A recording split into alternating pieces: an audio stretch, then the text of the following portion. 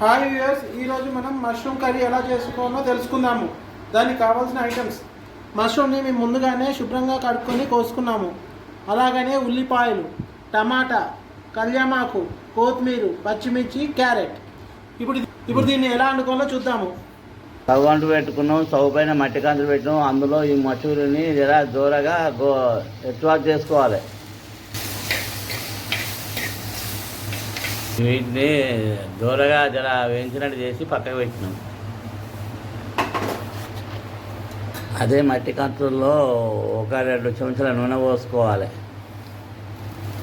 చెంచాలు పోబిత్తులు, పచ్చిమిర్చి, ఉల్లిగడ్డలు దూరగా గొలియాలి.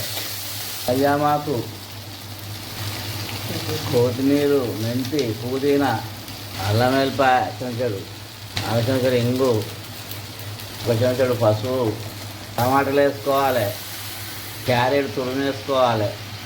మొత్తం కలపాలి. ఒకసారి 1 చెంచాడు కారపొడి వేసుకోవాలి. తగినంత ఉప్పు వేసుకోవాలి.